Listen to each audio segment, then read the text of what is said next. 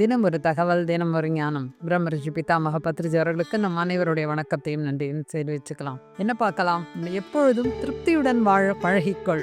இருக்கிறோமா? நம்ம திருப்தி படுறோமா? ஏதாவது ஒன்று கிடைச்ச உடனே இதை விட பெட்டராக கிடைச்சிருந்தா நல்லா இருந்திருக்கும்ல, இதை விட எனக்கு ஒரு நல்ல வாழ்க்கை கிடைச்சிருந்தா நல்லா இருக்கும்ல, எனக்கு இதை விட ஒரு பெரிய யூனிவர்சிட்டியில் காலேஜில் கல்யாணம் கிடைச்சா நல்லா இருந்திருக்கும்ல, எனக்கு இதை விட பெரிய ஜாபில் இருந்தால் நல்லா இருந்திருக்கும்ல, எனக்கு இதை விட பெரிய வீட்டில் இருந்தால் நல்லா இருந்திருக்கும்ல, எவ்வளவோ விஷயங்கள். ஏன்னு கேட்டால் இருப்பதை வைத்து திருப்திப்படுதல் அப்படின்றது நிறைய பேருக்கு இல்லை. ஏன் இல்லை அப்படின்னா ஆசை என்னன்னு கேட்டா பேராசையாக இருக்கக்கூடாது. ஒரு நாள் இது முடியும், இன்னைக்கு உனக்கு ஒரு நாள் ஒரு பொருள் வாங்க முடியும், அப்படி அதை வச்சு நாம் திருப்தியாக இருக்க முடியும் அப்படின்னு சொல்லிட்டு வாழ பழகி கொள்ள வேண்டும். கண்டிப்பாக நம்ம இந்த திருப்தி அப்படின்றது வாழ்க்கையில இல்லைன்னா சந்தோஷமா இருக்க முடியாது. நம்ம எப்ப பாரு என்ன பண்ணுவோம், எதையோ தேடிக்கிட்டு இருப்போம். இருப்பதை வைத்து திருப்தி இல்லாததினால் நம்ம என்ன பண்றோம், எதையோ தேடிக்கொண்டிருக்கிறோம். தேடிக்கொண்டிருப்பதால் என்ன ஆகிறது?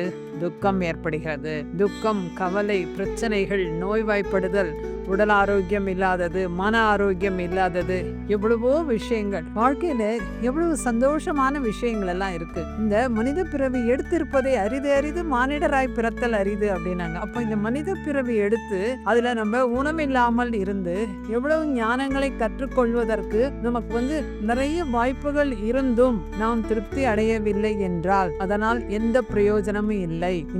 அப்ப அந்த ஆன்மா என்னன்னா கஷ்டத்துடனேயே இருக்கும். ஆன்ம வளர்ச்சி என்பது கண்டிப்பாக இருக்காது. திருப்தி இல்லாததையே ஒப்பிட்டு பார்ப்பது பேராசை ஏன் வருது, துக்கம் ஏன் வருதுன்னு அறியாமை ஏன் வருது? ஞானம் இல்லாததினால்.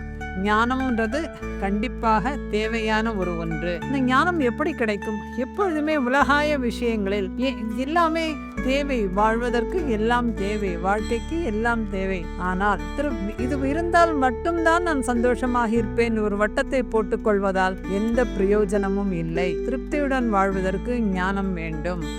என்ன இருந்தாலும் ஒரு பிடி சாப்பாடு இன்னைக்கு கிடைக்குதா, ரொம்ப சந்தோஷம். அதை நல்லா அனுபவிச்சு அதுல இருக்கு எப்பயுமே நாம் அதுல இருக்கும் நன்மைகளை, ஒரு பாசிட்டிவான நேர்மறையான விஷயங்களை மட்டுமே நீங்க பண்ணி பாருங்களேன். நல்லா என்ஜாய் பண்ணி பாருங்க.